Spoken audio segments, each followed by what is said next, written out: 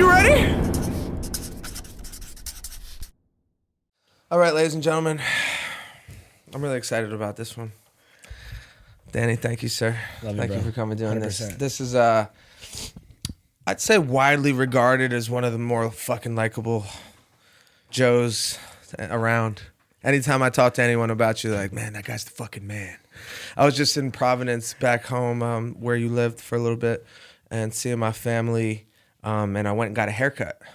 Never get hair. I usually always get a haircut from the same guy over here. I was home for a while, got a haircut. The guy, I don't know if he cuts your hair, but I think he goes up and he was cutting the Patriots' hair. And there was, Carl. yeah, yep. And then there was another guy there.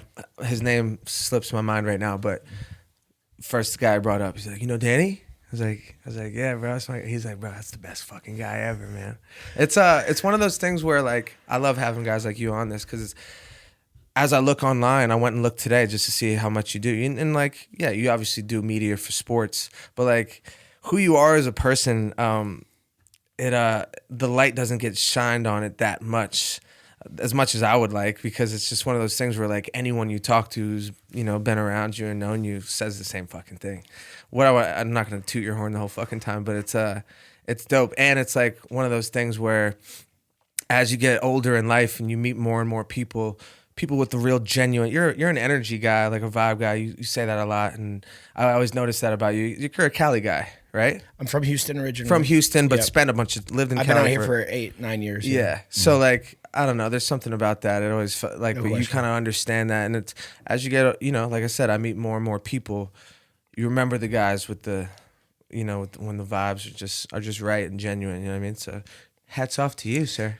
Thank you, brother. Yeah. Well, I appreciate you, man. So now we've known each other for, it started just by like bumping into each other at some bars in Boston, I believe. Yeah, we met correct? each other in, I believe it was 2013 or 14 when my first year with the Patriots. I came to one of your concerts it was at Yes. the House of Blues down in Boston. Yes. And then it was a certified fucking jump off We had party. a banger. We had a banger. Yeah. You've been to a handful of shows, a few shows. Yeah, 3 or 4. I saw you in shows. Providence one night. Yeah. And that was cool, man. I've never been on too many tour buses, but Yeah. Oh, you got the tour bus experience. yeah, that scene is something that I really like to gravitate to for sure. Yeah, it's a different. The tour bus is like a time portal. We call it the Magic School Bus. Yeah, it's like a fucking black Anything hole can in there, happen. huh? Yeah, you don't even no know where the question. hell you are half the time. What time is it? Don't put a clock in there. Never know what he's doing back there. No, Have no idea what's going on. What's in it the tour smell bus. like? Exactly. What does that smell? But yeah, it's the guys who make it on the bus. They all kind of have a similar reaction. Like, Yeah.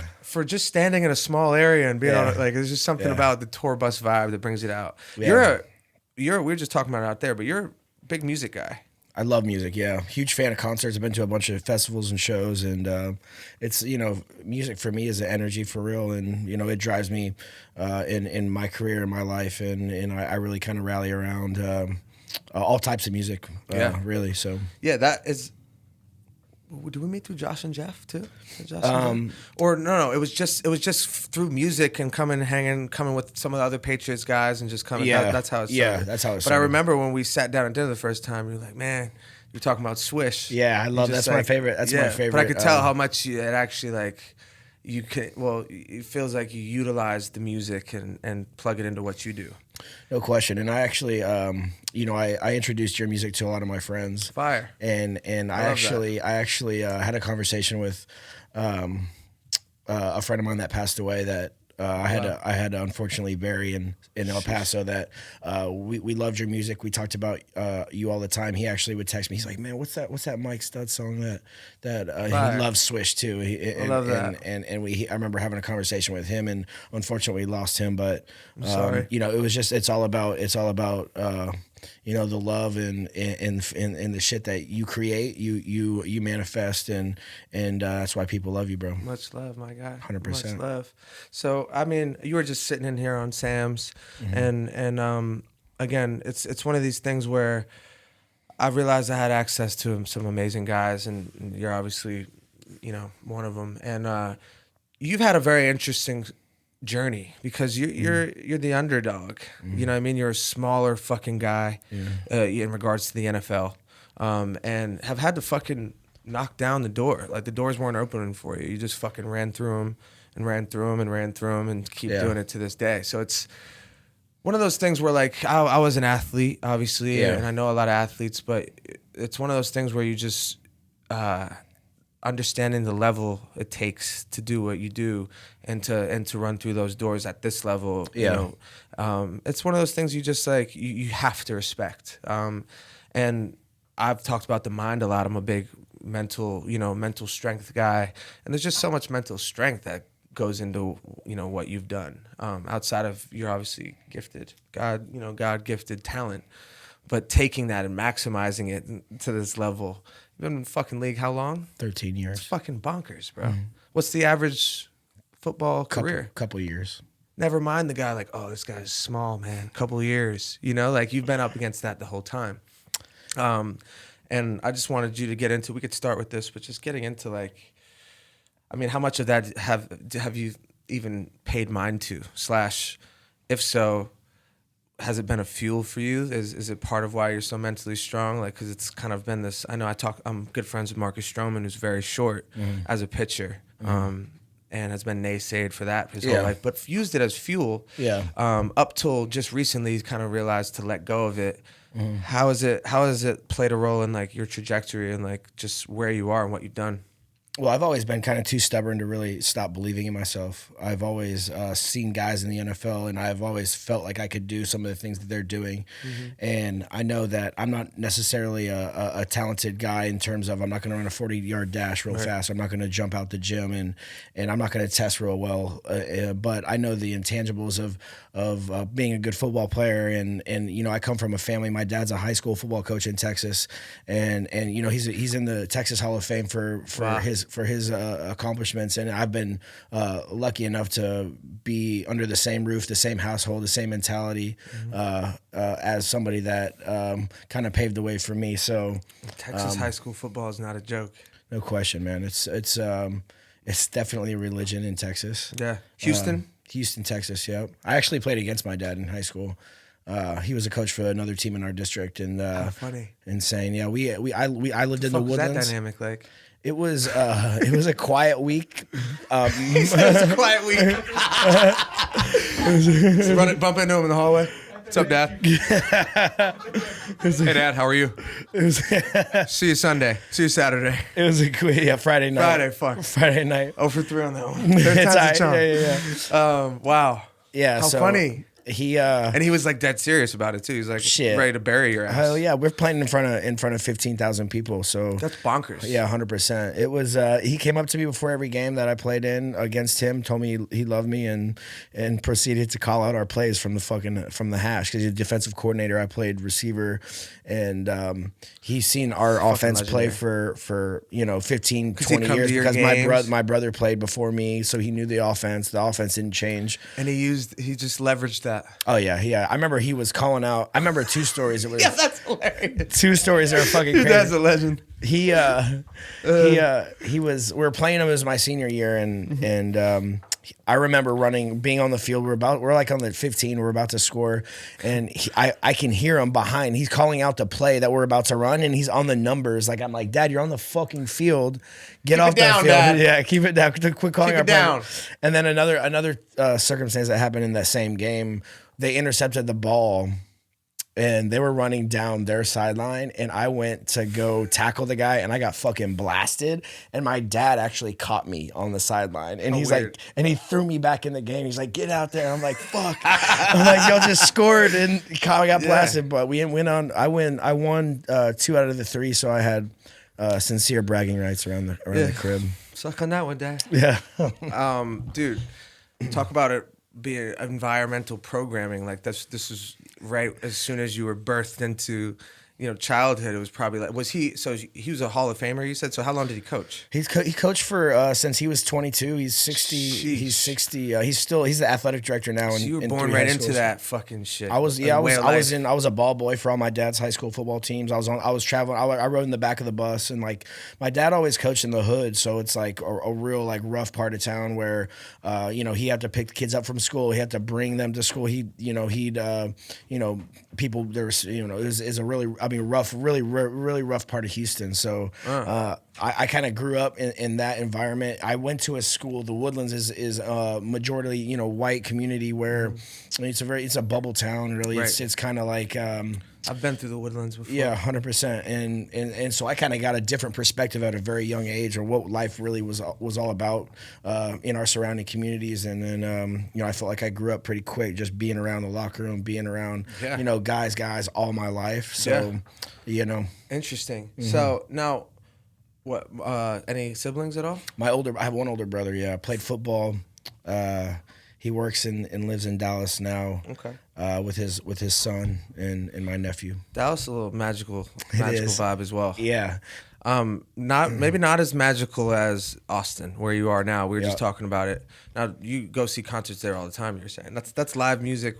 I mean, outside of Nashville, that's probably arguably the live music capital. You find yourself going to concerts all the time? All the time, yeah. There's acts coming through.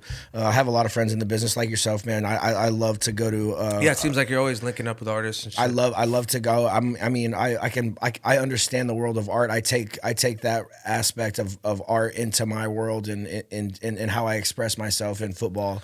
Really? The same way too. So I've never heard a football player say that. That's fire. 100%. I can play the guitar. I paint a little bit, and I understand what it takes. I've been through a lot of shit, you know, off the field with my family or my personal life that I can really get out on the field and on Sunday and kind of let shit go. I remember telling you know, a couple of my teammates when I was in Miami last year, I was like, yo, I remember being in a game and being like, yo, I'm letting shit roll right now, just letting it like blocking plays, like get like shit that necessarily that you will maybe take a play off, but you're pushing and you're really painting your fucking stroke. So wow, 100%. It's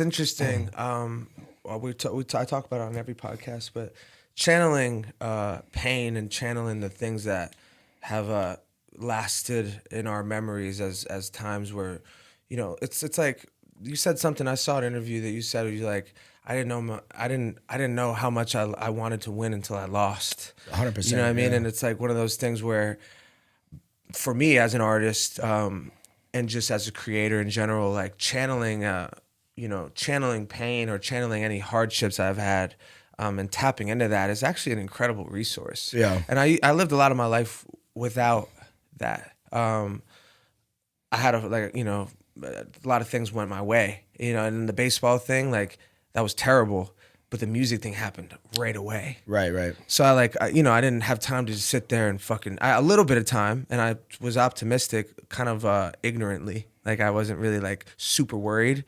This, you know, an older version of me might have been like, man, you know, but like, I was able to get out of that. Life gave me another break, you know, and that's when I look back at it, it's like a fucking break. Yeah. Like, you know, I couldn't have drawn it up like this. Bro, you're amazing. You're amazingly talented too. Man, thank you, bro. 100%. Much love, I've been a huge fan. Thank you, bro. And I dude, it's been cool looking back and like realizing like how much the hardships, you know, that was probably the first time I was ever like really sad, you know, and then another personal life hardship where I, you know, and dealt with that.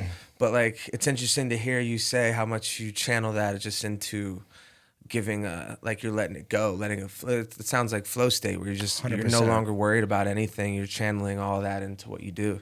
It's really cool. I've never really heard a football player say it like that, or even an athlete seeing it as art. Yeah. You see running routes as art in a Absolutely. sense? So it's poetry in motion, baby. Well, let me tell you, there's a lot. I mean, obviously what you see on TV, you see, all right, for example, a defense plays a coverage, and then we have plays that we run that are based upon and are in reaction to what the defense does. So we have conversions in our routes. It's all basically a dance. And so when you think about it, if you have the ability to anticipate what the defense is going to do, because they're going to disguise their shit, and then they're going to make it look like one thing, and then right when the ball snapped, they're going to try to get into another thing. And then if you have the ability to adapt on the run, and your quarterback knows where you're going to be at that time, that's when good things happen. That's when teams are successful. That's when you have a completed play on the field. Right. In essence, like, it's basically running a route in the NFL is like running through a tunnel, like a selected tunnel. For example, running through the defense. So if they're going to play cover 2 and I got a middle read, then I have to run, outside the first linebacker and inside the first safety, and the quarterback knows exactly where I'm going to be. It's going to be like 22 yards on the hash, and depending on what route I have versus what coverage you play, it's going to change. And and if you have the ability to adapt on the run, to make decisions at a high rate of speed, then you're going to be successful. Right. So it makes a lot of sense, actually. No question. It's basically like a dance, man. Like if they want to show a dance or a dance move or whatever, then we're going to have the ability to adjust and make some decisions on the fly. Right. And that's the only way you're going to be successful. You can't just go out there and run plays and feel like you're going to win. Totally. It makes a lot of sense, actually. No question. Now, your dad must be fucking beside himself just for how this whole thing has played out. I mean, he's obviously a football guy through and through. What's it been like? I mean, obviously I haven't had a kid. I want to have a kid. Yeah. But having a kid is supposedly one of the craziest things ever, But then to have that kid came out of your ball sack, go on to achieve, the highest feat in the love and passion of your life and family's life, kind of revolved around it. It sounds like in a lot of ways. What's that been like? It's been a blessing, bro. Okay, so every football player has a play clock in their head, so you tell yourself things. You have to obey these rules while you're playing the game, and if you disobey the rules, then you're gonna put your team in jeopardy. And everybody has a little, what I like to say, like a green man sitting on their shoulder, on the back of their ear. That's gonna be their conscience, right? That's gonna say, this is your rule. This is what you have to do. This is your job on the play. If you don't do it, then your guy's gonna make the fucking tackle, and you're gonna get cut. So my play clock, my guy, my guy is my dad, and he love that. He when I play the game of football, I hear him in my head, and he's the guy. When I fuck up the best part of my day after a game is calling my dad. And that's awesome. I get home and I'm kind of I'm fucking beat. I'm depleted, emotionally, physically, fucking gone. Mm-hmm. And he knows when I'm gonna call him, and it might be late, it might be early, it might be the next day, but he knows the conversation that's about to happen. And we always usually see eye to eye, whether we win or whether I lose. Is he still a hard ass on you sometimes? He's like, yeah, he'll tell you shouldn't have done that, but I got a penalty my last game, and it was my only penalty of the fucking year last year was a personal foul because, I got a little emotional on what was happening on the field, and he saw it. He's like, fine, I feel like, he's like, why'd you hit that guy in the back on their sideline, and fucking launched him into their thing? And I got fined and he sees everything. I got fined like 30 fucking grand for it too. And I was like, he's like, why did you do that? And I was like, I was just frustrated, man. Like, sometimes the shit, we're 4 and whatever. The season didn't go our way, or didn't, things weren't amounting to what I wanted to. And I fucking let one guy, my only penalty of the year was me pushing a guy in the back. And I got, I one ate that penalty fine. The whole year. Yeah, that's it. That's clean, baby. Clean as a whistle. That's it. Dude, that's really fucking cool though. Like it's he's probably vicariously living through. He's my boy. He understands. Awesome. He's never like I said, I played against him. He never coached me directly, and but he's always been my driving force really through my whole football life. I love that. Yeah. Now, are you dude, it's wild how long of a fucking career you've had and how you've been able to fucking actually substantially do it. You know what I mean? It's a really hard sport to last this long. And with the high level of contact, you're a contact fucking guy. Yeah. No, do you like, it's in you. Yeah. Like, even like we play ping pong, I'm joking. This is the only guy that really can kick my ass. I usually get one win, but the third game, I feel like you always drag my ass. But like, you're just a fast twitch motherfucker. It's wild, I remember playing with guys like that. Football's another level. Yeah, 100%. Now, was your dad gifted athletically? Or? Yeah, he was. He played linebacker in college at Boston, or at Northeastern in Boston. Yeah. And he has great ball skills. I've always pause. Yeah. He is a great baseball player. Yeah. I grew up playing baseball myself. Yeah. I played second base. We really worked. When I was younger, my dad made me a wooden glove, so to speak. So like just like a wooden paddle, a soft hands. a paddle Did the with same thing. with the deal on the back, so Yep, you can connect it, and then that's really kind of how soft. Yeah, exactly. Yep. I was an infielder for Yeah. most of the time too. Yeah, but we were out. I mean, I was training at a young age. I had a gym in the garage and a ping pong table in the garage. And, and he's like, do you work out today? And I'm like, I would either say yes or no. I would lie sometimes, and he'd be like, sure did. I'd be like, yeah, sure did that. He'd be like, he'd look at me like bullshit. Like, and I'd be like, yeah. Wow. But, so now, you talk about playing in front of 15,000 people in high school. Yeah. You're obviously having success at your school. Now, do you feel like, was it, I mean, I can't relate. I played baseball in Rhode Island. It was like fucking 100 parents, like 100 like middle-aged people at the games. You know what I mean? It wasn't like a fucking vibe at all. Yeah, I've been to Rhode Island. But playing in front of 15,000 people, I love Rhode Island. at that level, Rhode Island's a vibe. Rhode Island's a vibe.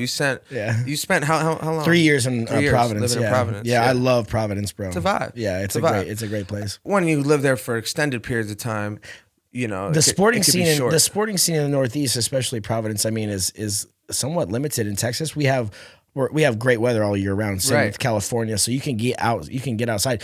I mean, I can only imagine what it was like being a baseball player in the Northeast. Like you have to find an indoor facility. I mean, otherwise you're gonna go warm up in the basketball. I was pretty good. Pretty good. I could have played Division I like Ivy League shit. You know, not high level Division I. You know what I mean? Where baseball was always the one where I knew that I could potentially have that was the meal ticket. You know what I mean? 100%.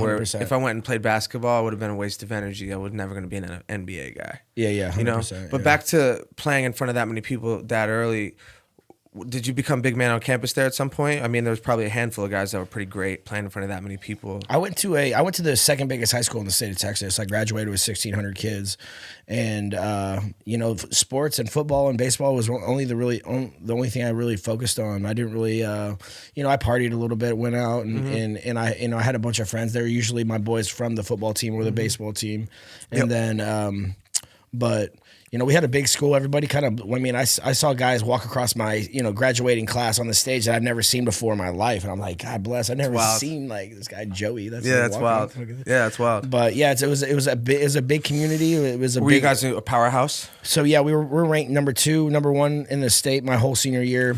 Yeah. We played in front of 45,000 people at Rice Stadium versus Galena Park North Shore my senior year and got whooped and we lost the state championship. But you know, playing in front of like having that big game atmosphere got me ready for college. Got you warmed up. Yeah, 100%. Yeah, I mean, is it one of those things where do you feel like when you look back at high school socially, is that where like because there's a certain element to that when you know you're at the powerhouse school, you're on the team, you're going to play at Texas Tech, which we'll get to.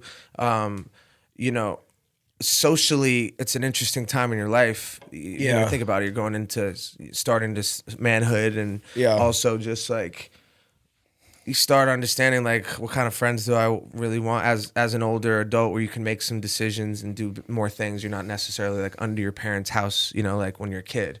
When you think back socially, like being at a powerhouse school and being you were probably the top receiver or one of the. What did you play? Receiver. I played receiver, yeah. And were you returning kicks? Were you returning kicks too? Yeah, kick returner. Yeah. I was like a Rivals like 3-star athlete, so I wasn't very highly sought after. But I feel like socially, sports kind of.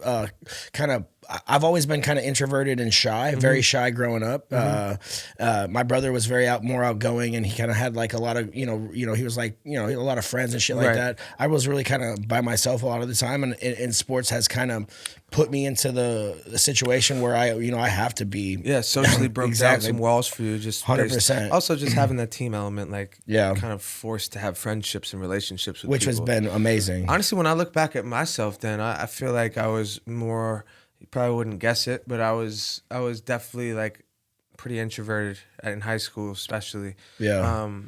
You know, I was in my school. I was definitely like the top athlete that you know could maybe go on, but again, it was Rhode Island, and it's a lot different atmosphere. And the reason I bring that up socially is just because I remember thinking when I went to college, I really like that was where I started to socially like understand even just relation. I started to get that taste of like, you know, I could do this. You know, like I was one tier away from what I wanted. You know, obviously you get drafted in baseball, you're not there. You still have to go and climb a bunch of levels to get to the big leagues. 100%. Yeah. But you know, when I look back at my college time and I look back at high school, man, I was fucking narrow-minded as hell. Yeah. And socially, outside of some friends on the team, narrow-minded or just closed-minded in that sense. Now, going to Texas Tech, I mean, that's a big-time program, though, out of where, I mean, Yeah. you say you're not highly touted, but Texas Tech was a big time program when you went. I didn't get too many scholarship offers, but I got an offer from Texas Tech early in my junior year, Yeah. and so I committed to Texas Tech before my senior year in high school. So it kind of took pressure off me. I really wanted to go there. Mike Leach's offense, I was gonna try to watching Wes Welker catch a bunch of balls, Cliff Kingsbury throw the ball around in Texas in the Big 12 was a very competitive college team.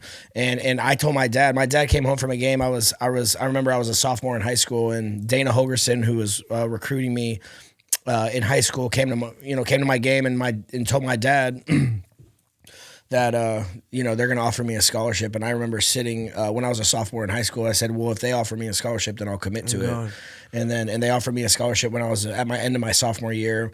End of my junior year, I committed to them. So I took pressure off me throughout my senior year. I could just go out and ball. I had a scholarship. Yeah, I balled out, and we went to the state championship. We were ranked number 1 in the state. Played the best team in the state. We were it was an all Houston final for the first time in Texas, which brought a lot of people out to Rice Stadium one day, and we played a big ass high school football game. Right. Unfortunately, we lost, but it's. Shit. Got some lattes cracking over here, guys. Yeah. Lattes are in the air. So we'll get to Texas Tech, and then I want to get beyond football a bit, or just into where more currently. But now, undrafted out of college, but had a very good career at Texas Tech. Correct? So I my first 3 years at Texas Tech, I really didn't catch a lot of balls. I was playing a position in the offense where I wasn't getting a lot of looks. I was basically the adjuster. I'd come on and off the field. Another back would come on. I'd come off, and then finally a guy, Robert Johnson, who was a really good receiver before me, was catching all the balls and stuff. And then he graduated. So I told my coach, I said, yo, I'm gonna move positions to Y, this position that gets a lot of rocks, and I'm like trying to and he's like, I agree. He's like, bet, like go ahead and start practicing there. Fire. Then, so I moved to Y. I think I caught like 30 balls my freshman year. I was actually a freshman All-American, so I kind of I jumped on the scene as a punt returner. So I was only freshman. So you had some immediate success there right away. I was only guy in my class to play. As a freshman, as a returner, as a freshman, at Tech, and then I was gonna ask, like, do you remember mentally where you were when it's what you originally framed it? It sounded like you had 3 years of kind of waiting until you got your real go, right? But it sounds like you had some immediate success, which is beautiful. You know what I mean? Because it kind of, all right, I belong here. You know what I mean? And then obviously you go through some dry spells, but it was like kind of gave you like. I was a freshman All-American too. I had that, but even still, when the injury happened, I never really came. Never really came back. So senior year is when you really kind of step forward and. So I developed a role in the team early, punt returner, kick returner, and then and really kind of like a third or fourth receiver. Right. Played behind a lot of great guys, and then I moved my position, like I said, to a position where I could stay on the field longer. And coach was cool with it, and I kind of proved myself. I think my last season, I caught 110 balls. I think it was Jordy Nelson, Michael Crabtree, and then myself led the nation in receptions. Jordy and Michael actually were up for the Blitnikoff. I believe Michael Crabtree won the Blitnikoff. So. My numbers were up there. I got invited to the combine. I played in an all-star game, and that kind of my senior year really kind of because I switched positions, kind of put me on the map a little bit for the next level. Yeah. So you go undrafted. At this point, I mean, you go right into tryouts, and what is the process? So if you go undrafted, you're like, all right, so XYZ teams invited me for tryouts. So I went to the combine. Yeah. I went to an All-Star game, played in the Texas First Nation game. I was the MVP of that game, and then I got invited. I got invited to the combine, which I tested very poorly. I ran slow. I didn't jump out the gym. I remember it was all my girl at the time and all her friends were, you can watch the combine on TV.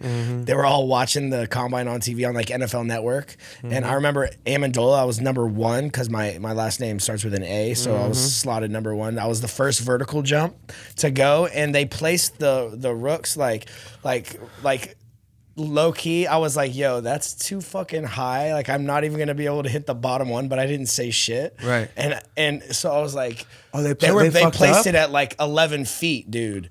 And I was like, yo, I mean, so I know some guys are gonna. So I was the first one to go, and I jumped and I swung and I didn't even hit one, bro. Oh my and God. all my people back in Lubbock were watching.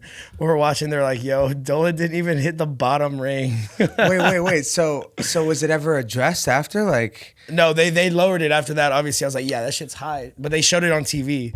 And I was like, that's a bad look. So I didn't get drafted, dude. And then I tested very poorly in my 40-yard dash, my vertical jump, my quicks were really good, and my obviously like I can catch. So yeah. But it's what you do. Yeah. So I went undrafted. Went to Dallas.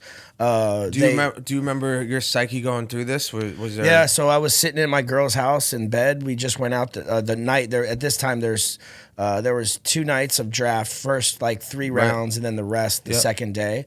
I went out after the first 3 rounds, partied my ass off, got wasted, woke up like in the 6th the next day, like looking at my phone, like, oh shit, I'm not drafted yet. I look up, I don't see my name. My agent hasn't called, and we have like 2 rounds left. And so I'm like trying to field calls. I'm trying to see sweating it out. I mean, but I was like, all I need is a shot at camp, really. Right. If I get a shot at camp, I believe that I'll be able to make it. Yeah. So round 7 ends. I don't get a call. Right after round 7 ends, like a couple minutes, like my phone starts blowing up. The Cowboys are sitting at like $12,000. Miami calls. They're at $7,000. I'm trying to negotiate myself. A college kid like hung over in his girlfriend's bed. Like, yo, I'll take 10,000. I was like, yo, Miami, Dallas just gave me 12.5. Are you gonna come up? And they're like, you're crazy. And they hung up. And I was like, bet. Looks like I'm going to Dallas. So I went to, my brother lived in Dallas at the time. I had my best friends lived in Dallas. I went and moved in with my brother. I was the only rookie on the Dallas Cowboys that like stayed at a different location besides the team hotel. So I was like sincerely like dialed in Dallas. All my boys went out. And then, so it was like basically coming. I mean, being from Houston, went to Tech, now Dallas, a Texas kid. Like it was really kind of. So Dallas gave you your first shot. Oh yeah, I mean, I ended up getting cut. I went through, my first camp in Oxnard, got cut, put on practice squad, and I was on practice squad for the full year there. Oh, interesting. Mm-hmm. Now, you said something earlier, just about your self-belief. Have you, as you've gotten older, have you realized how special that is? To like, how and I want to dive into that a little bit more. Do you experience doubt? Are you just? It feels like, your career kind of. You've obviously, even if you do deal with it, you're able to put it on the back burner because you've kind of gone against the odds time and time again. Now. One, how much doubt do you deal with, if at all? And 2, if so, how do you handle it? But 3, like, do you look at that as you've gotten older and played so long, and obviously, you've had an incredible ride. Do you look at that and be like, damn, I'm like this mental strength that I have, like I'm fucking blessed. No question. Like. I believe in, you know, a lot of it. I mean, it comes down to, you know, your preparation and your work ethic, and then being lucky and being in the right place at the right time. I played for the St. Louis Rams one year. We were 1-15, bro, and it's like, you know, I wasn't any worse of a football player than I am now, or when I was winning Super Bowls, or I was, you know, a lot of it's circumstance, injuries, and stuff like that. In terms of doubt, though, I believe in. A couple things. One, I personally, I'm fucked up maybe, but I don't think anybody can cover me. And then, and two, I believe in having, you know, I go to a different place, like having an alter ego. So I feel like when you're on the field, like you have to be in another space than whether you're walking around on earth. So there's like 3 people that I channel whenever I step on the field. And it's like, one of them's like a fucking hooded warrior with a sword. Maniac. The other one's like Messi, that's like crafty, and he's a scorer, and he's you know, an ultimate professional. And the other one's like a fucking like have you ever seen The Fighter? Yeah. The movie with I believe it's Tom Hardy. Yeah, great movie. That motherfucker too. Like that's kind of the attitude that I try to bring out every Sunday, and I get to go to, and it's a lovely feeling to get to go to, you know, to really kind of put yourself in those shoes and really cool and kind of express like yourself. Yeah, 100%. You put it like that because it's like you're going into character almost. 100%. But that's kind of innately in you. It's like I think so, yeah, and it's something that you've fed that beast over time, obviously, but it's a gift to be able to do it. Obviously, you got to have a certain talent level and skill, but there's definitely something mentally. That's kind of why I wanted to dive in with you, because, you know, the small fucking white, you know, slot guy who cuts across and isn't scared of getting fucking whacked. You know what I mean? It takes that beast, you know, where it's one of those things that, one, as I've gotten older, it's harder for me to relate to. I think I used to have that a bit more, but it's a respect thing, because it just takes a certain gear to get to that. I don't know if it really exists in a lot of people. Now, you feel like partially instilled by your dad as well, and just like the culture you grew up in. I'm not, 1,000%. Yeah. I mean, it's just like a football player's mentality. Like for example, like I played baseball growing up. You're obviously a great baseball player, and I, you know, I have definitely, I didn't play baseball because I played baseball like a football player. Like, you know, I'd slide into second base and slide past the base and like want the contact, like crawl back to the base and get tagged out. I remember in high school I ran over the catcher like 3 times and I got kicked out at like 3 big games. Like, just wanted to lay somebody out. Yeah, you can't send me home. Like, I have a phobia of like coming home to meet a catcher at the plate, and like I'm either jumping or I'm running through. Like, I'm not sliding my shin into your like cleat. I feel you. Like, that's gonna scrape my fucking shin up. I feel you. You know what I'm saying? But now you put your body at a whole different level of risk. And another thing, I enjoy contact. Like, I don't really like. It takes that, I think. Yeah, I don't mind it at all. There's a certain point at a time in games where you have so much adrenaline going, like you're not gonna feel shit anyway. It's like almost like a car wreck. Like if you're gonna get hit in a car, or you're gonna speed up. Yeah, push the gas down. And you know, I mean, shit happens, dude. I mean, that's what we takes a certain amount of recklessness, man. Like reckless abandonment. It's just being like, the best thing is returning punts, dude. That's the best thing. Kickoffs is a fucking train wreck. I've been it's a train. So kickoffs is a train wreck. Explain. Kickoff is like it's like the front line of Braveheart, right? Like everybody's running down, or like Troy, right? Like, so everybody's running down with spears and shit, and they're all gonna fucking run into each other. When you have the ball, it's like at one point it just starts looking like you have color team jerseys just like whizzing by you, and you're just trying to find the space. Yeah. Whereas punt return is like, it's like kind of sexy. It's like you gotta read the ball, you gotta feel the ball, you gotta gauge the players, and then after that, it's not necessarily like a fucking Braveheart where you're gonna smack it. It's a few guys to beat. It's more like playing on the highway, like it's Frogger a little bit. Cars are coming here, and you gotta kind of weave in, and then you can Frogger with your body. Exactly. Yeah. Like you can dip, and the angles are a little different. Whereas kickoff return, you really don't want to chop your feet at all on a kickoff return. You want to keep your feet moving in like sequential order, where you don't want, if you chop your feet on a kickoff return, like you're rarely gonna make it past like the 30. Like you got to hit it, and it's got to be like certain steps. Like whereas a punt return, you can scat and like Devin Hester and like fucking go backwards and like Every time, I didn't know that, I've never heard anyone articulate like that, but every time I see punt and kick, I'm like, these guys are tapped. to be able to fucking like I, you know what I mean, just guys coming down full steam. Right I mean, I think it comes down to a certain level of fuck it in your system, really. Like honestly, and it translates into everyday life, and sometimes can get you in trouble too. Right. But at the same time, like I make my money on an element of fuck it, on an element of fuck it in my system, and it's like sometimes at the end of the day when you're gonna make a hairline decision and you say fuck it, then it's what it takes, man. 100%. Sometimes, most of the time, it works out, but sometimes it doesn't work out, and you get blasted, and right. you know. So you gotta gauge that. Mm-hmm. And you've done a fucking amazing job. Now, it's interesting. I wanted to highlight all this because when I say you made it, like you came and got a huge bag, you know, and you went from somebody who was bartering over $2,500, right, you know, to somebody who had landed on fucking multi-millions. And I wanted to get your gauge on that, and just, you know, I talk to athletes a bit about this, but you know, I think it probably comes after retirement, but like, are you reflective at all? How, you know, is there a gratitude every day when you wake up? Are you like, fuck man, this is, you know, this is wild that like I did it and we got, you know, and I know you're a competitor and all, it's always about what's next in the next game, the next season, and continuing your path. But dude, you know, I know your agent, and we talked about you a bunch one night. He's a fucking dandy. He's the best. Dandy of a guy. Yeah, he's the best. But yeah, he gets paid for that, by the way. Yeah, he does. He does. It's just no, he's my boy. He's paid off the sauce. He's got the sauce, boy, that guy.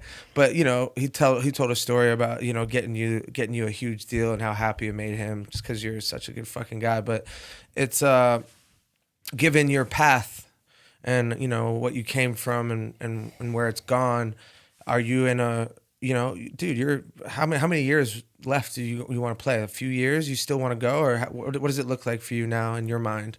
Just go until you can't anymore, kind of vibe. Like I've always said, till the wheels fall off. Yeah. I feel great right now. I'm honestly in the best shape of my life. Mm-hmm. I can run all day and I feel strong. My squat went up like during the season last year, which was like a small, like, yeah, you're like a freak of nature, right? Crazy, like little, like fucking, like little season 12. But honestly, like my motivation has changed, and over the years, like whether it's been to get a contract or get on the team, or to win a Super Bowl, or to like get paid, and to get bread, or right now, honestly, my only goal now is to hustle and motivate, bro. Like honestly, like the focus of my energy really is to give to the younger players. Really, like I'm like financially, I'm secure. I don't really need much in my life, and the only thing that gets me up in the morning or gets me up, you know, and excited to get to work today is to hustle and motivate. And I feel like my game has actually changed a little bit in the fact that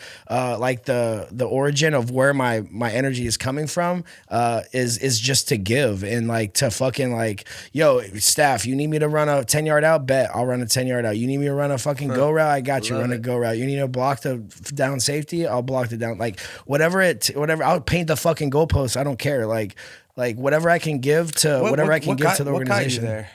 Because like, dude, it's like I said, it's changed, bro. It's changed. There's a certain time in my career where all I wanted to do was get paid. There's a certain time in my career where all I wanted to do was win. There's a certain time in my life where all I wanted to do is get respected, and then like my ego came into it, like in certain times, and it was fucking like it's bad, and like I learned a lot of shit in a lot of different areas, and then right now I feel like, you know, I'm at a very unique position in my career where I can answer questions to young guys, and I can help the quarterback move the ball. So yeah, there's probably not really a situation at this point, and from a league standpoint, that you haven't been around or been through yourself. No question. I mean, I played on 6 teams. You know, you've had a lot of fucking. You've had injuries. You got injured on one of your first games with the Patriots, I believe, but you had some injuries earlier too, as well. Like when you first got into the league, correct? Yeah, I had. It started in St. Louis. Really, I mean, the injury rate in the NFL is 100%. Yeah. It's just I bring that up because it's like, dude, I have a fucking. We talked about it there. I have a few cracked vertebrae I found out. Yeah. And I'm like, when the fuck is this gonna heal? You know what I mean? It's partially probably a lot to do with you know, when we talked about your mindset, and it's just like, all right, cool, ready, boom. Yeah. But I also am like slightly scarred from my first experience of like rehabbing my balls off from my arm and then it not working. But Yeah. it's when you think back to your injuries, were there like you're able to eliminate doubt in those phases too. You're like, fuck it, I'm Well, rock and roll. a lot of the injuries that I've had have been really kind of like I can't really do shit about it anyway. Like if I have a soft tissue injury, that's really kind of on me. If I pull my hamstring, that's probably because I'm dehydrated or I'm not in the good enough shape to handle my business. And then if I break my leg, then I can't help that a guy fell on my leg and broke my bone. Like Right. a lot of all my injuries really have been shit that I can't control. So you were able to go to sleep. It didn't bother you, No question. Yeah. So at that point, wasn't a preparation thing on your side. At that point, it's just a matter of, the team has health insurance. Let's get it done, and then I'll get it back as fast as I can. Yeah, you're just rock solid, though. It's nuts because I remember, I'm think back to when I was injured and when I started to get back out and didn't feel great. I was like, uh-oh, you know? And it's tough. It's tough in my position. If it's your wheels, then if it's your lower extremities, then it's going to affect your everyday. I had just had thumb surgery a couple months ago, and it's something that you can kind of manage. If it's your thumb, if it's in my position, or if it's your arms. I remember I broke my arm one game, and I tried to play through. I couldn't do it, but there's certain levels, like when you mess up your wheels, then it's going to make every day, and you're not going to be able to get open, really. You're not going to be able to move as fast. And like you said, my first game with the New England Patriots, I tore both my groins in the first game, and then it kind of wild. I know. Well, and that was right after your big deal, correct? Yeah. It was my first game. Patriots gave you your first bigger deal, correct? That's correct? Yeah. It was my first time reaching unrestricted free agency. I was, 25, 26 years old, going into the 2013 season.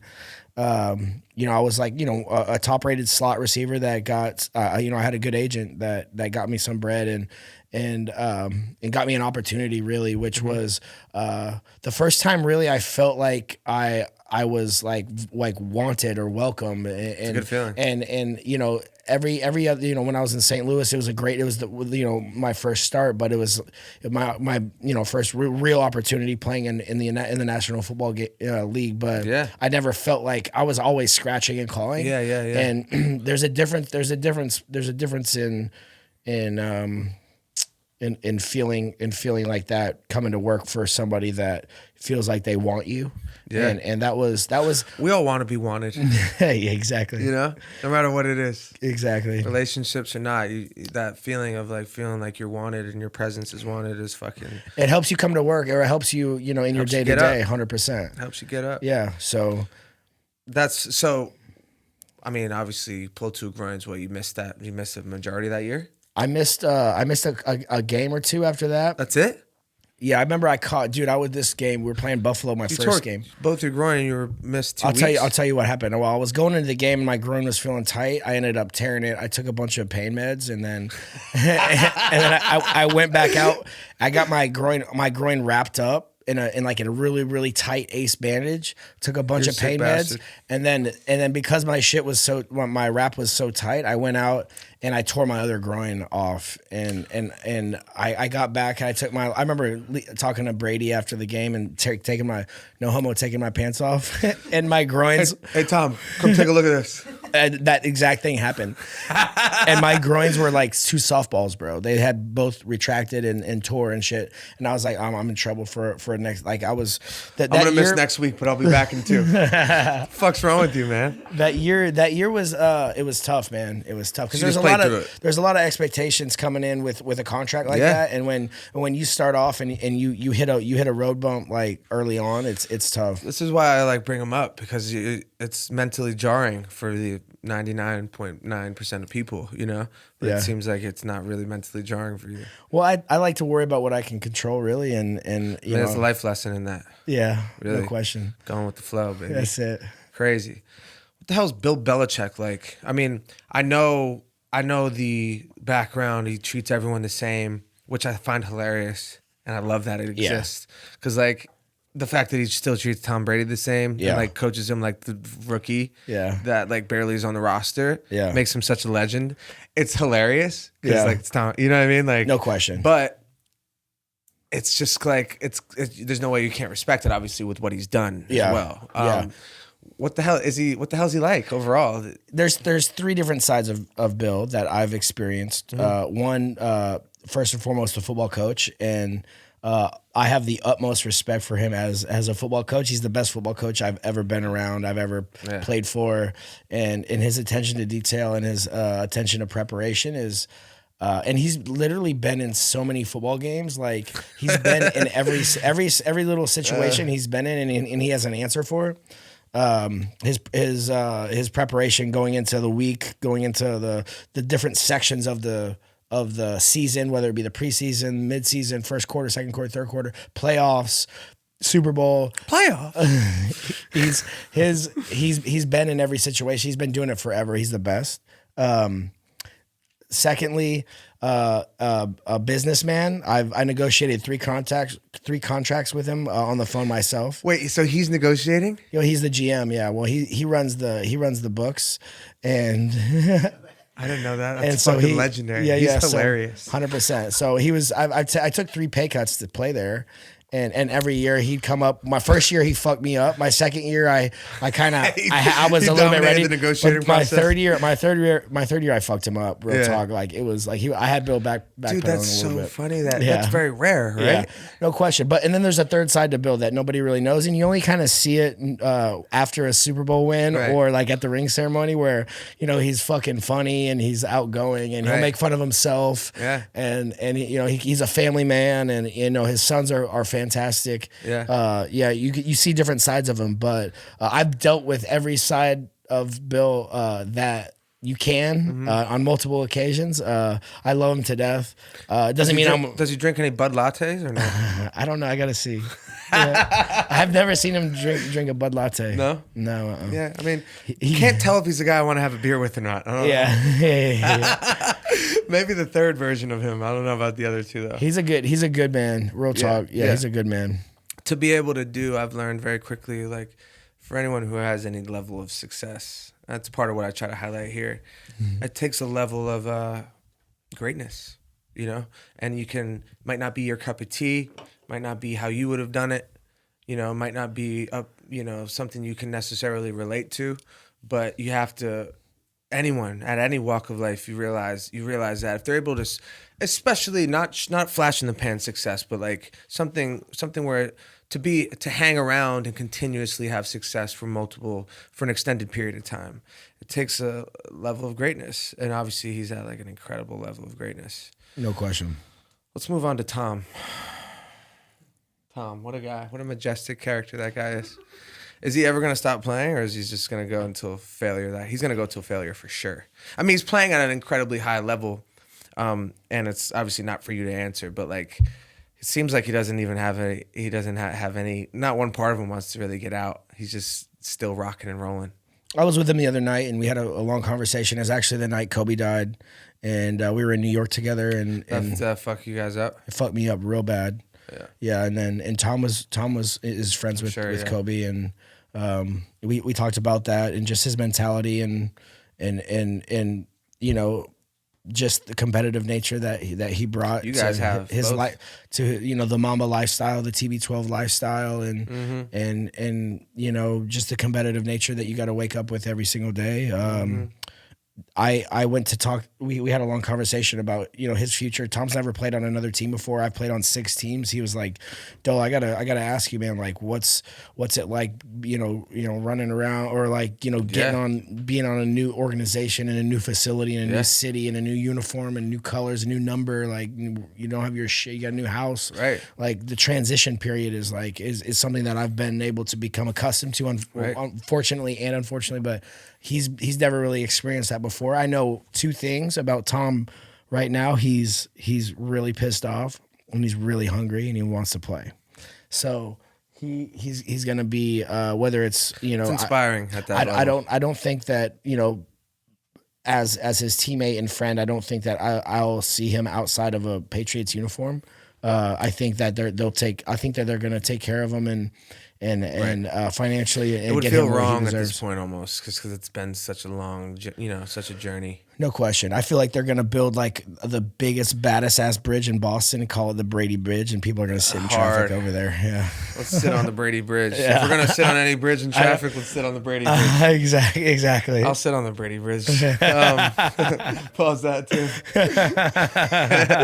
I heard Giselle's an absolute rock star. She's too. amazing. I mean, yeah, she's obviously a rock star, but She's I mean, amazing. rock star and personality wise. 100%. Extreme energy, like will change the energy in any room that she walks Lights it into. up. 100%, and full of love. She wears the pants in that relationship too. No question. Yeah, and full of love, full of life, full of love. Like she's all about giving and what can she? How can she inspire? How can she give to her kids, her family? She's, you know, they have an amazing family. They do a great job. They seem like it. Yeah, they're at that like weird celebrity level, like where it's like, you know, because like you have access to a relationship, and I have it with I have some like very high level, but they're so regular to me and normal, you know. Yeah. And I'm sure you have that normalcy with him as well, but they're at that like power couple, like fucking out of this stratosphere, no question, like celebrity. What's it like cruising around with those fuckers? You got like the Secret Service around and shit. It's insane, dude. It's nuts. It's insane. Because you're a guy that can like. I mean, I want to ask you about this, not to cut off that question, but like, you know, you're a guy that can fly under the radar in certain senses. No like, question. Yeah. You're obviously unless we're with could Gronk or something. Like, yeah, you could be a celebrity if Yeah. you want to be in whatever situation, but like you can also go fuck off, and not everyone's gonna bother you in Austin or wherever. You know what I mean? yeah. Some people will recognize you, some won't. And I've, interestingly enough, in my career, probably one of my favorite parts of like my journey is like, I'm a regular ass motherfucker, bro. Yeah, 100%. I don't really love the rah-rah. I embrace that shit too. Yeah, I don't love the rah-rah that much. I like to be around it and experience it, but if it was my everyday reality, and it's been part of my decision making, you know, and we talk about what's going to happen next for me, but like I've really enjoyed that, and you know, having access to a relationship with Tom, like Tom, and seeing how they move. Do you value that aspect? I mean, also football with the helmets too. Like, there's a certain level of privacy that you're still able to achieve, which is why you went to Austin. You were saying as well. Yeah. How crazy is it with Tom and moving around with them? It's just like another level of shit.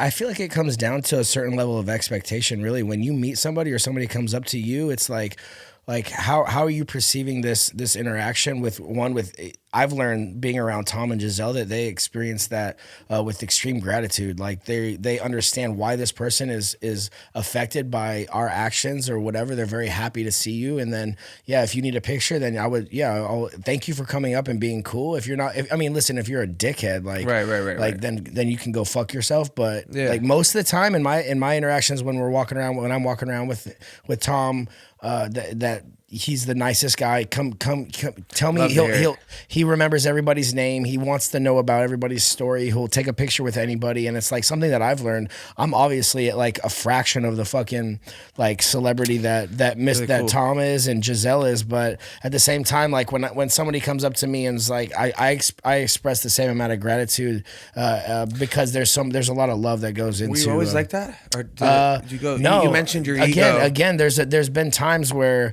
I was younger and in a strange place, and I've I've definitely had different conflicts with my ego as well, is just as if the same as anybody, like kind of controlling the alter ego, and then like really your everyday life where you just can't go around and have the same attitude. Fight Club. What's his name? Yeah, exactly. What's his name? Tyler something. Fuck, whatever. Tyler. Durden. There you go. But usually, honest to God, anybody that really comes up to me is usually pretty respectful and is cool about everything, and usually is like a Patriots fan or like a fucking Patriots Nation all over this bitch. Yeah, it's a cult for sure. You guys go and fucking just ball the fuck out at the Derby. I see you guys do that all the time. Is that a Patriots thing, or is it just it's a Tom thing? He loves it. Tom thing. Yeah, big Tom thing. I want to go do some Tom things. The good thing about it is we get to go and we have cops with us the whole time, like local Louisville cops that I've got to know and I actually like have relationships with that pick us up from the airport and they're in full uniform. They're with us. Like we could piss on the side of the road. Yeah. We can piss on a building and we'll write people's names and shit. And the cops are like perfect. Like we don't care. TB12. yeah. Obviously you've seen like clips of Welker and like running around. Yeah, no, I've seen it, and I obviously know you guys. The funniest shit is we used to show up to the Derby, and we used to get off the plane pickled as fuck, like, and we would go straight from the plane to private flight in with the boys. How about that ride in? 100%. Yeah. And we would get to the Derby, and Wes and Tom would have like $500,000 in fake money, and he'd put it with Tom. Everyone around, they're like, "Oh, this is real." So we would stack the money up on so that everybody could see the money, and then we put like a big ass Bose speaker on top, or like a speaker, like a Bluetooth Turn it speaker. into a club. 100%, and we play rap music the whole time. I've never been. It looked like such a vibe. And the next year after, we brought a karaoke machine, much like the one you got outside with a microphone on it. Thank you for noticing. 100%. I have a couple of them, by the way. Yeah. But Travis Tritt was in there, and we played Sweet Home Alabama, and he was. I remember I had video. I was pickled as fuck, but I videotaped Travis Tritt, and we all sang Sweet Home Alabama with Travis Tritt one day. It was fucking crazy. That's hard. I didn't see one horse the whole time.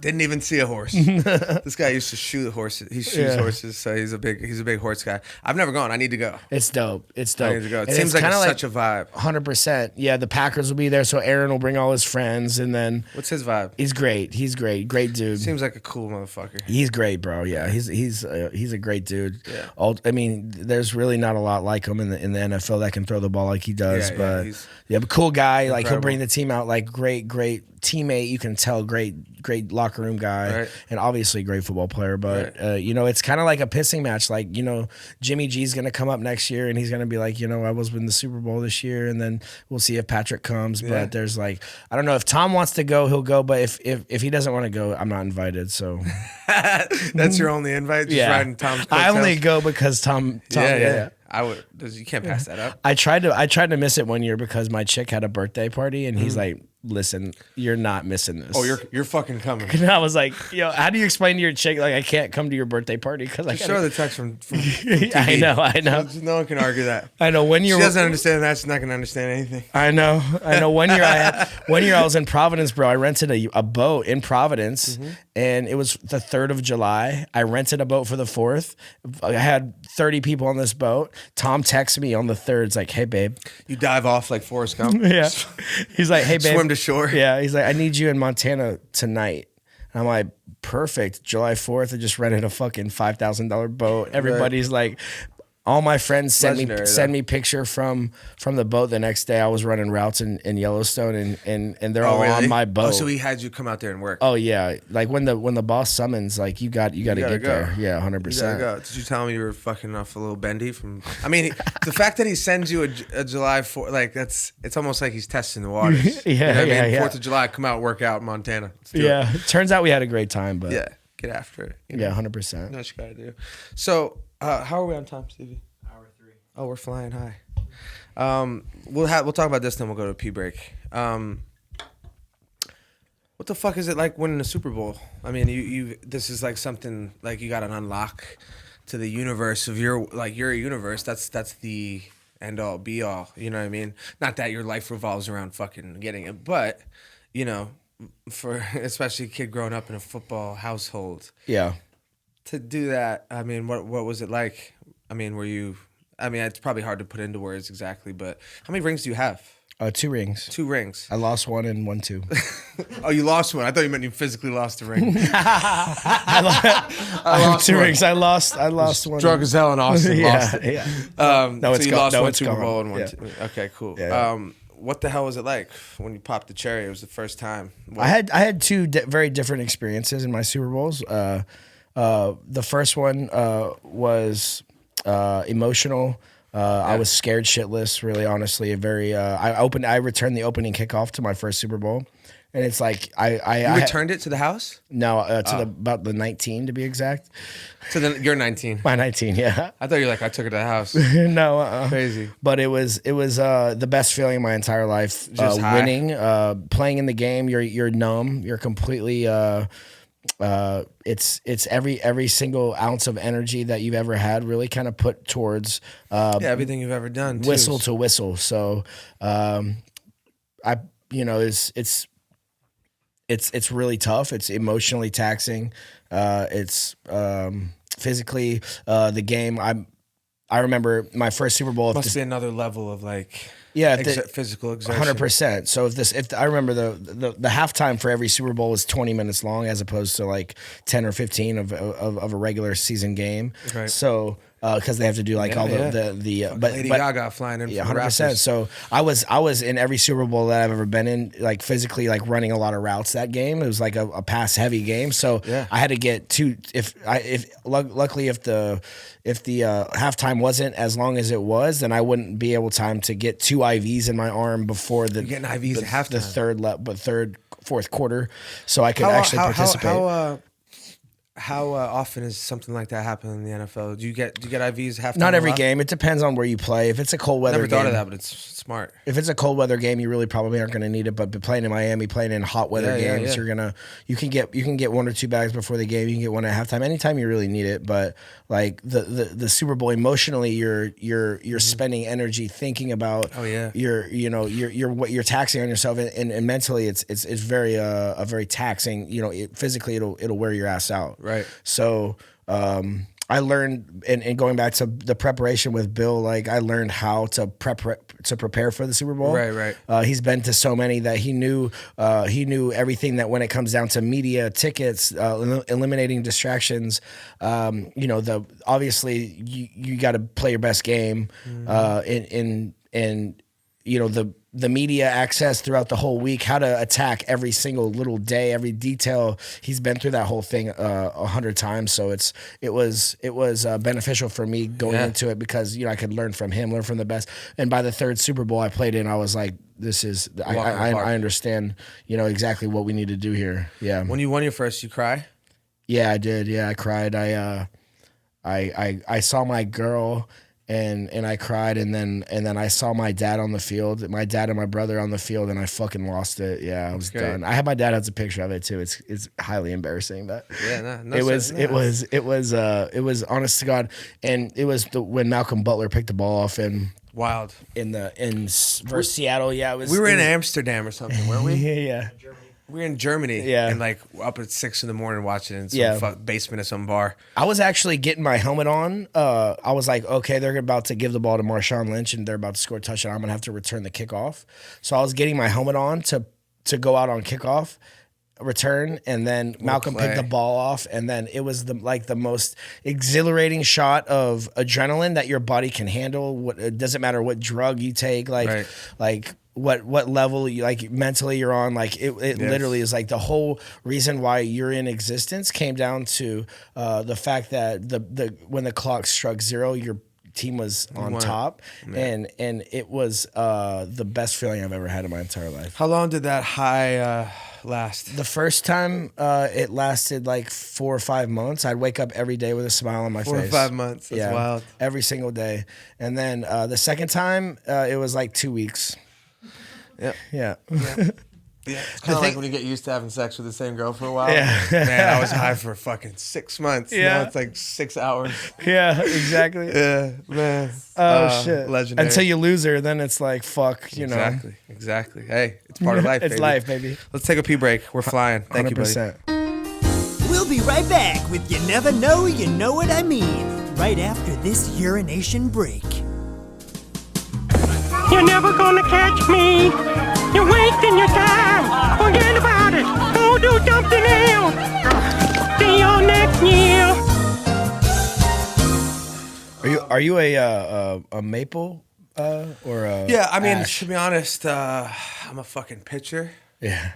So that was partially bullshit. If you're gonna try to hit home run derby tomorrow, are you using maple or ash?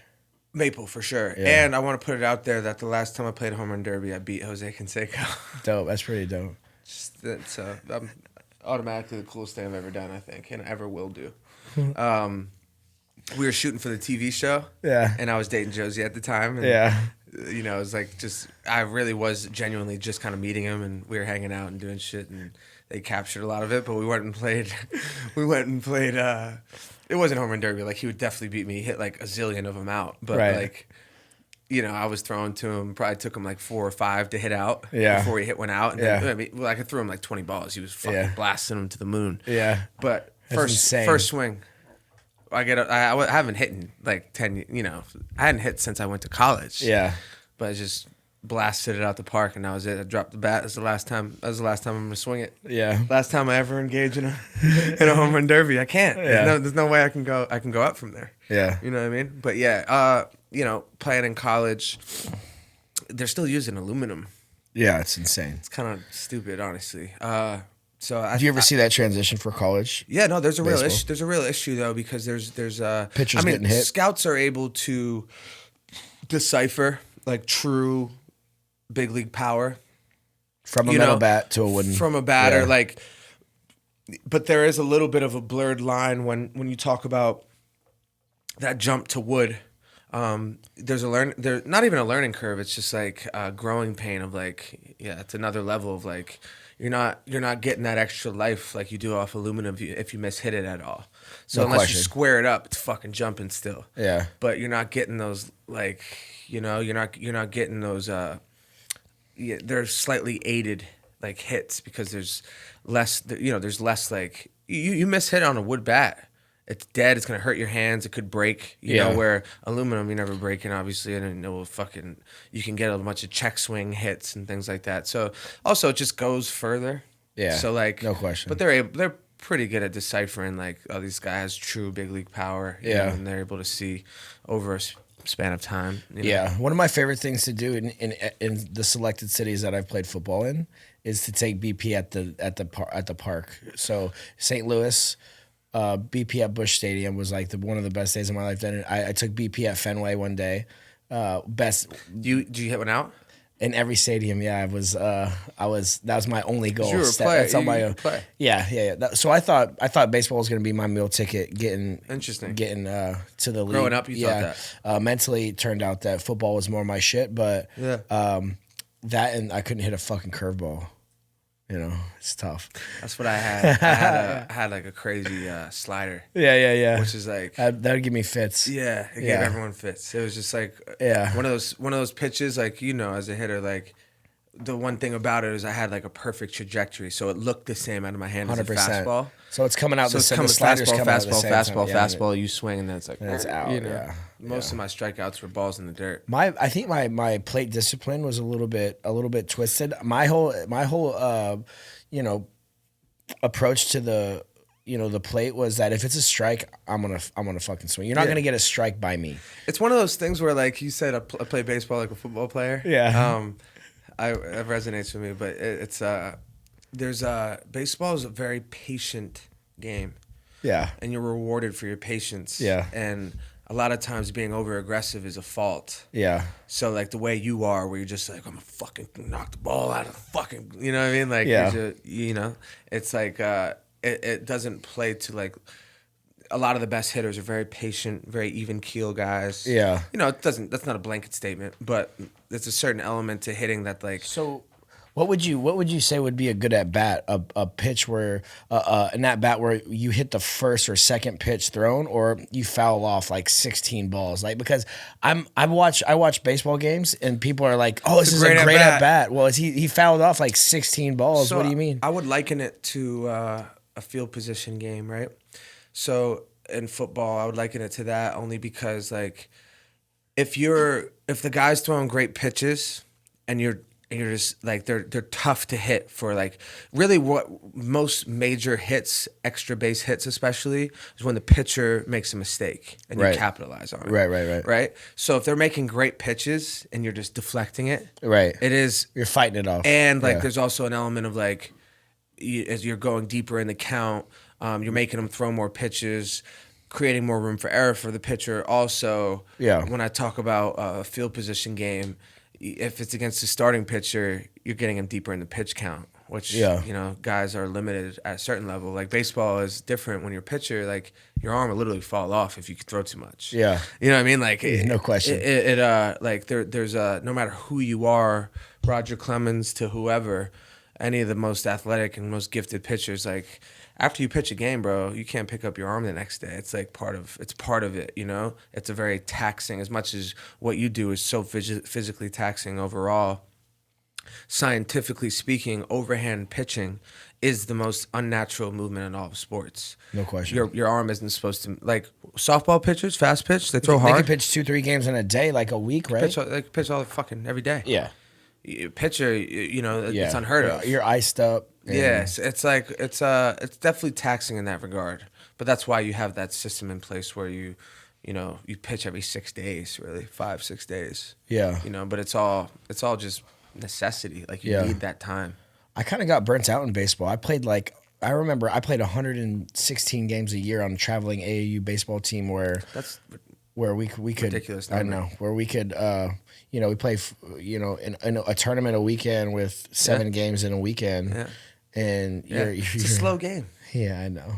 Slow game, and you're fucking wound. If you're wound up. You know what I mean? You're a wild motherfucker. Like it's like I said, it takes a lot of patience. I mean, being a pitcher, like even think about that. Like I look back at my time in baseball, and again, everyone is wired different, and everyone's different. But I look back, and I'm like, man, thank God I'm not playing anymore. Because I spent so much time just like hanging around, because that's what a lot of the time, and that's part of it. You know what I mean? It's part of your job. But as I've been able to detach from it completely, and I look back at it, I'm like, man, I spent so much time just hanging around, because you do. I was a closer.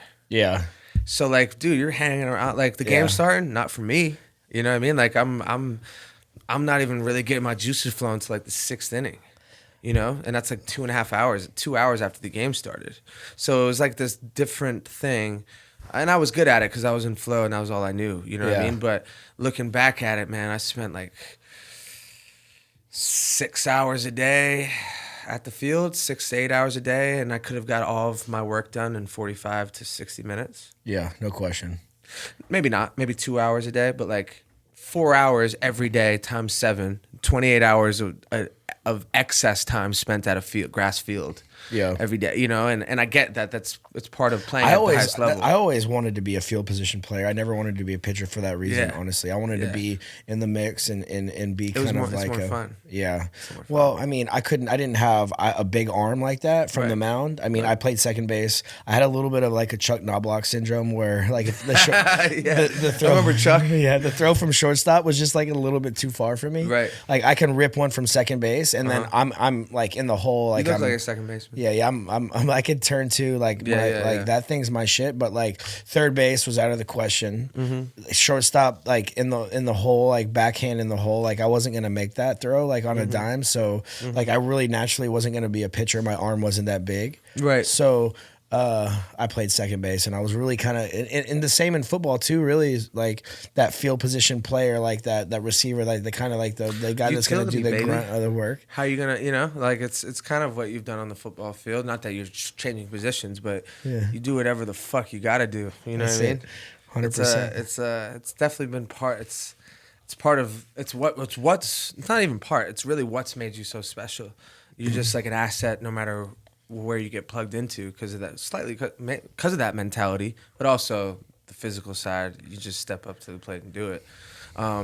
It's like, we talked about it out there a little bit, but like it's a game, the game that you're playing and devoted most of your life to now.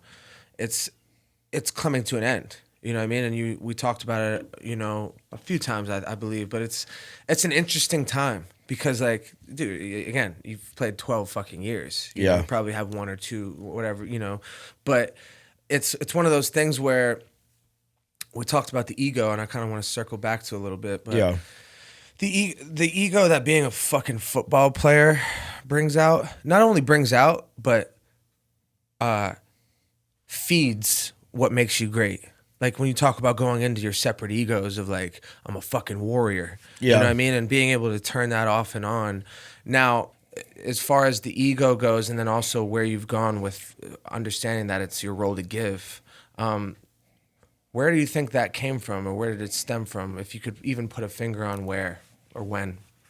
Well, I look at, it's all about your perspective, right? And then my perspective on ego has changed throughout the course of my career. I feel like whether it be socially, whether it would be, with my girl, whether it would be with, my image, my social media, or my reputation as a football player, or my pocket, or what city I'm living in, and what I want, what if I had wanted somebody to view me in a certain type of way. But I feel like my ego in one, I've been lucky enough to have winning seasons. I've been on duck boats, like in parade. I've won Super Bowls. I've been humbled in a lot of different ways too. Socially, I've been humbled in my career, professionally, and my whole view and my perspective on ego is one, what fuels me, but two, what keeps me grounded too. So my ego fuels me in terms of like you look at Conor McGregor getting ready for a fight, right? So he completely embodies the warrior aspect, and he drives, one, like marketing dollars and viewership to watch the fight, but two, he has to really embrace that role of, I'm the baddest motherfucker walking on the planet Earth, right. and if I don't believe that myself, then I'm not going to have a chance to win that fight. I believe the same thing for me in my position in my sport. Whether I say that or not, it's a team atmosphere. I can't really necessarily. I'm not getting ready for a boxing match, so I can't. Right. We're playing the Packers that week. I can't really come out and say I think I'm the baddest motherfucker on the face of the planet.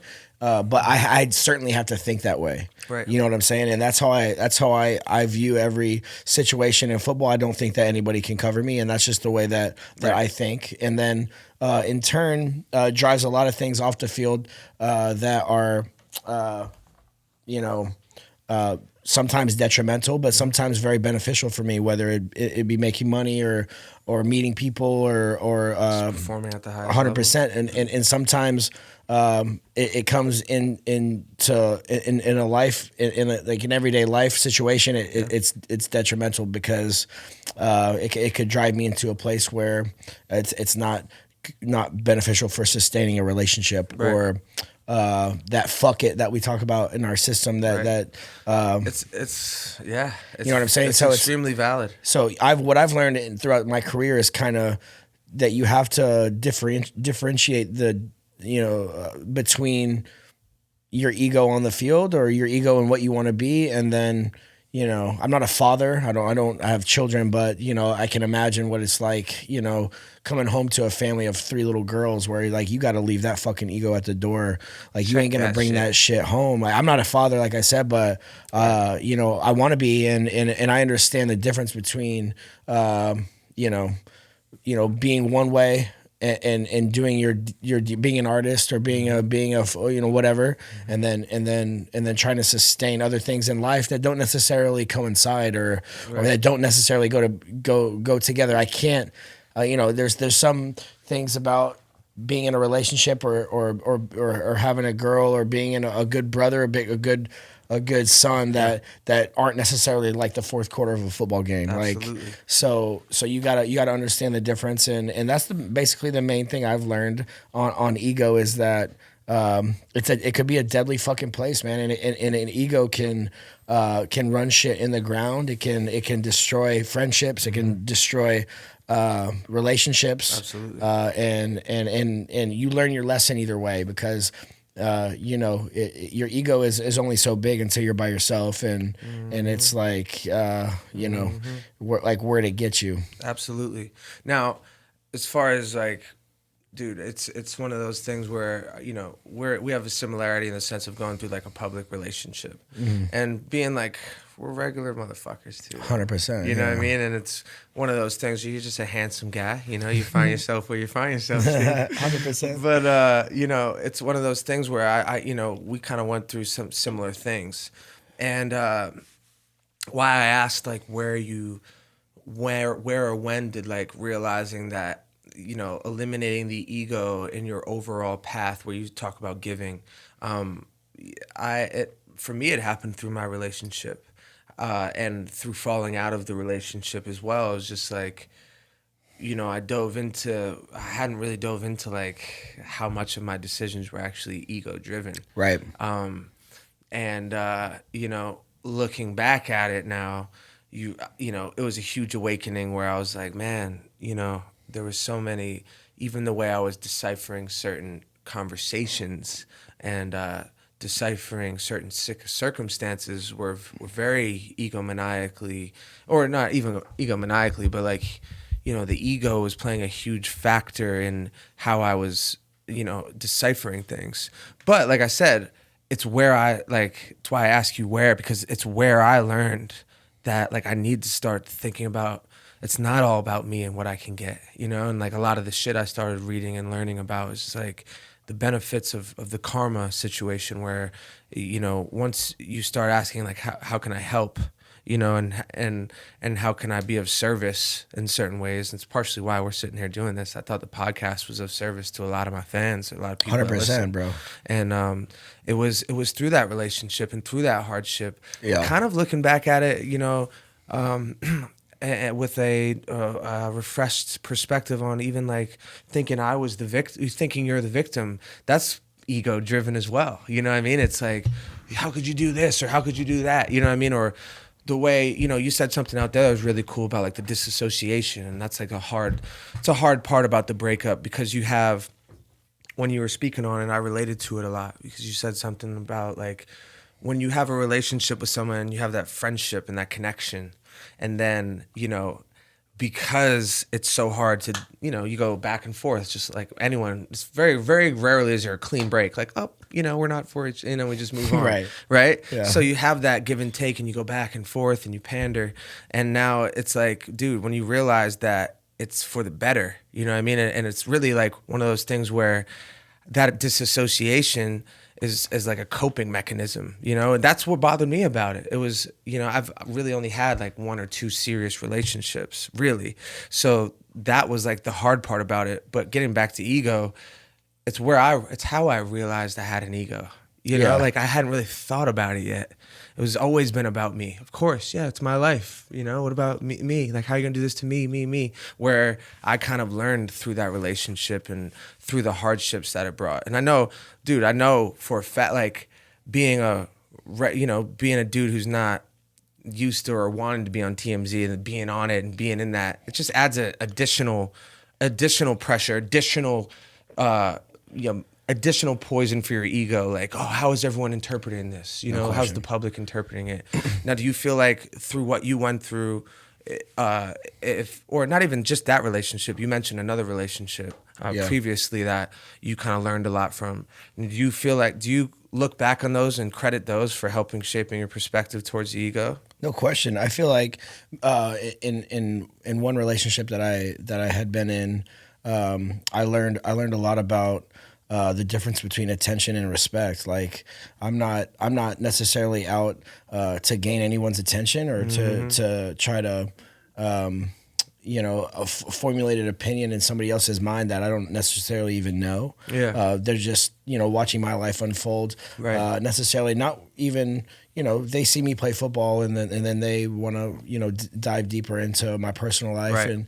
And a lot of times I can't control what they're looking for or or the opinions that they're formulating. But what I've learned is to really be authentic and not necessarily seek attention, but respect. And sometimes when you have an ego or that you're kind of you're chasing a light that may be you're immature or you want this sort of image. But necessarily it's not really authentic, or it's not something that's gonna sit well with me. I had to kind of reassess my life and the people that I was surrounding myself with, and really kind of come to terms with what I wanted to be, and what was authentic for me, and that's about being a good teammate, being a good brother, being a good son, and person. and doing what I can to gain respect as opposed to attention. I don't necessarily believe that that attention is something that I'm looking for. It's just something that comes with the territory, but respect is what is most important for me. I've learned in a relationship, if you put your shit out there, then the people are going to know your business, and whether you like it or not, your family's going to be involved. Right. Your mom's going to be involved, Absolutely. and you're going to see your name in shit that in bullshit headlines that are fabricated and that are simply untrue, and Right. So It's an interesting experience. It was I experienced something similar. Yeah, You know, no question. But it's an interesting experience because you come from a place and you got your family and you're used to the privacy of the intimacy of your family and your family business and your private business and your personal business, and then when it's just the way life goes. Like what I for a while I had not issues with it, but it was just like didn't feel natural. Like it didn't feel. There was parts of that just kind of felt not organic to who I am or what I thought it should be. But it's 100%. where life goes. And it's been one of those things. Like we mentioned it, but it's. There's also that element of like, no matter who the girl is, no matter what it's about how it fits in your narrative, in the narrative of your life. You know what I mean? And like, there's an interesting thing here where you get into relationships as a man in the spotlight per se. You know, different variations, but when you deal with that, it's one of those things it's eye opening. It's a different. It's a different experience to deal with, and at the same time, I used to kind of look back and be like, oh man, I wish we kept it private or wish did that. But really, it was like a huge opportunity for growth. Like it was where I learned a lot about what I wanted and what I didn't want. You know what I mean? And it feels like the same for you. But it was like without that experience, I don't know if I'd be seeing things the way I see them now. You know what I mean? No question. Shit. I mean, looking back at the way things kind of unfolded for me, like like I'm somebody that really kind of values strength, really values privacy and a connection. Whereas a lot of times the public eye can kind of take a narrative and run with it, and they can paint a picture in their head and formulate conclusions that aren't necessarily true or of their own regard.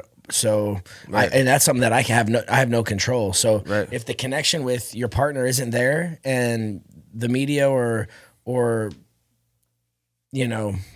everybody in the public eye is kind of perceiving the relationship as one way, and it's really just not that way. You know your truth, 100%, and that's one of the main things in ego and authenticity that I'm like striving to nail down and have a footprint in my life is that I want to be happy and I want to fly through life with no drag, and I want to do it with. Say it louder, guys. I want to do it with.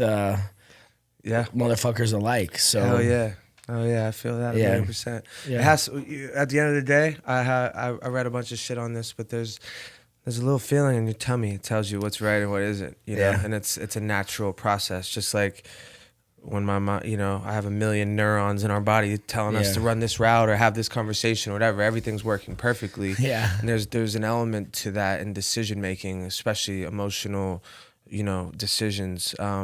Where that's why emotionally charged decisions are hard to decipher because, it's hard to decipher exactly. You obviously feel pain, or suffering when there's a disconnect from somebody or something. But when the dust settles, the truth lies inside. And you're the only one that can really know. You know what I mean? It sounds like you're 100%. tapped into that. And life usually rewards you when you follow those, even when it's hard. You know what I mean? And I think it's a huge takeaway in general, not just in relationships, but in life. You have to be able to listen to that intuition and be able to tune into that intuition. Wherever you landed, all the shit, when you look back at your life now, are you in a, I mean, coming to towards the end of your career, are you in a reflective state yet at all about just how this journey has gone? And yes and no.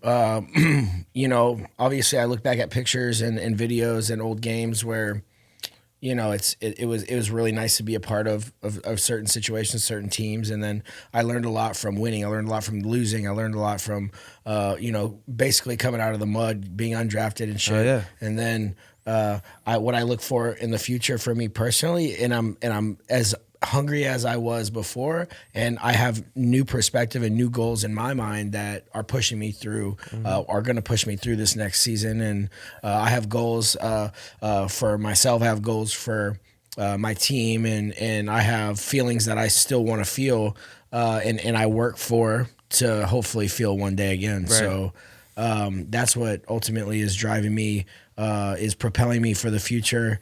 And you know, shit, man, I'm telling you, like you said, like it's all about for me, my life is about winning trophies, and that's a Super Bowl, that's bringing the city that I'm playing for a championship. I really dive into the energy that the city that I play in brings to the stadium each day, because that's the energy that you know, I'm around all the time, and I want that to be positive. I want that to be the best in the game. And I love that's part of your drive, though.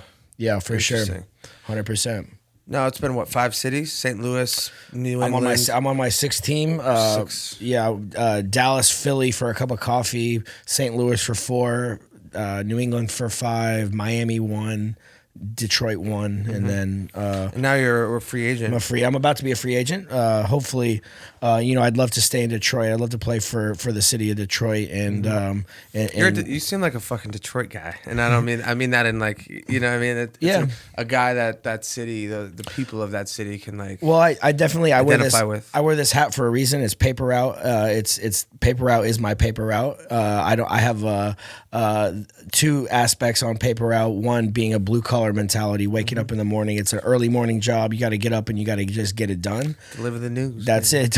Exactly, 100%. Good or bad, right? Yeah, whatever it is. And then it also coincides with all I do is run routes and try I know the dudes that make these hats. Yeah, Hood Hats. Yeah, they're an amazing group. So they hit me up on social media and were like, you know, let me get a hat to you, blah blah blah. I said, give me one that says Motor City on it. So they sent me one that says Motor City. I wore it, you know, it was one of my favorite hats. And then they were like, you need one for Austin, and I'm like, perfect. I don't have anything to say. I have you know, my one of my favorite terms is just paper out, just because it kind of embodies you know my mentality. So they're like, bet I'll put that on there. You need a Stevenson Ranch one. We need to make some Stevenson Ranch ones and send you some. You're a Stevenson Ranch guy. You've been here. That. You've had yourself a time here. Yeah, we've had a couple nights. Times. Yeah. Couple bangers. Like I said, it's the saloon door for guys like you. Yeah, I'll come kick it down. Whenever you want to kick the door down and toss some lattes back here, you're more than welcome, sir. Careful what you wish for, bro. Nah, no worries on my end. Yeah, man, this has been an amazing conversation. I've been, again, I don't say this with everyone I sit down with, but it's good to be. It's good to see like good guys win and do it the right way, and it's like kind of solidifies how I feel about my route, if that makes any sense. I find a lot of relatability in the idea of being the underdog, as much as I've gotten all these breaks and things. Like even in the music, I've always been the underdog, like kind of like the jock, douchey white dude from Duke that could rap for a little, you know, like, and where I've gone and where we've taken it. And, you know, I think where we're going to go next is something I could just identify with that journey that you've been on. And I appreciate your support over the years, sir. Appreciate you coming and doing this. 100%. You had a post story you wanted to tell me, I remember. Yeah, I know you go to a lot of shows, and you got connected with them, out in... we were out in Amsterdam. Out in Amsterdam? Yeah. Was that the only show you've been to? Or you also went to one... In Detroit. As well? Yeah. Do you remember the story you wanted to tell me? Absolutely. So I was in Amsterdam, right? And then so we went to the concert, and I'm a huge Post Malone fan. This motherfucker, I mean, he speaks for himself. Right. But so we got to the show, got to meet him before the show, dapped him up. He kind of got his mind right, went out to the show, killed it. Like an hour and a half goes by.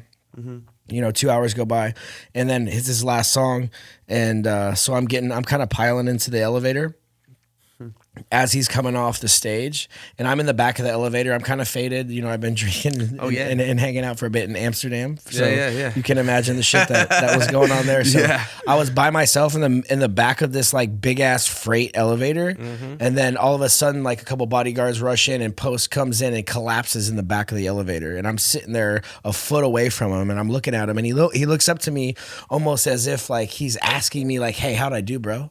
And I'm like, and he's looking at me, and he's fucking like in tears, like he just collapsed, like emotionally fucking spent, like physically like exhausted, like sweating his ass off. And he looks at me, and I'm like, fuck, he just completely killed it out there. And I'm like, oh, I didn't have it. I was just like, you killed it, bro. Yeah. And then I was like, and then he got up and played some beer pong. And then we played beer pong for 3 hours after that. There you go. Yeah, 100%. There you go. Yeah, he's special guy. Yeah, no question, man. A lot of great energy from him, bro. He's the best. Yeah, and dude, you talked about something with Tom earlier about like seeing even at that level the gratitude that he expresses when people come up and being at the level of success he's at and notoriety and fame and financial. Staying authentic to who he is and who you've known him to be, like I can say the same about Post, and even applying it. You said how you applied it to how you approach people and when they come to you, because you're like, hey, if he can do it, even at that level, 100%, of course I can. No question. Post has done that for me in so many ways. Yeah, because I'm the same. We're fucking sitting back, having a piece of pizza, playing beer pong, and I just mosey out on stage and go do what I do. Yeah. Obviously, it hasn't been to an arena level every night like him, but it's gonna get there. It is, but it doesn't.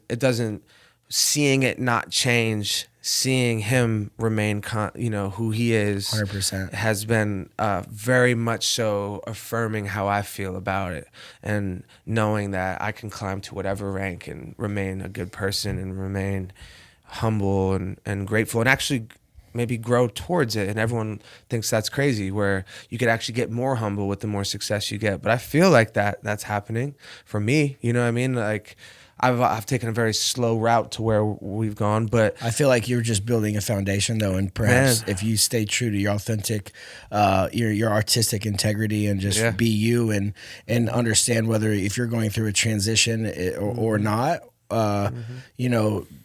be you, be your soul, and the best shit will come out. And it's usually, if it's Mike Stud, then it's gonna be fucking popping. So my guy. Thank you, sir. 100%. I'm gonna send you a pack of my new guys, the mic tunes. Get it to me. Get them spinning the Austin in that little fucking bachelor pad you got out there. Yeah, 100%. I gotta come out and see you anytime. Please do. What's your schedule like? When do you? I'm wide open. I'm fucking bunkering up over there. Come see me. I'm turning this out. I'm almost done with this fucking album. By the time this comes out, it'll probably be done. Perfect. We'll throw a little hoopla over there and see what happens. 100%. Throw some paint against the wall and see what we paint, Steve. 100 cannonballs, kid. Thank you again, bro. Thank you, brother. I appreciate you. Thanks for being open and honest. It's been dope. And 100%. I already know, I say this to a lot of the guys, but I'm so eager to see just what goes on next in your life, no matter what it is, because you've done so much. And I love to point it out to guys because,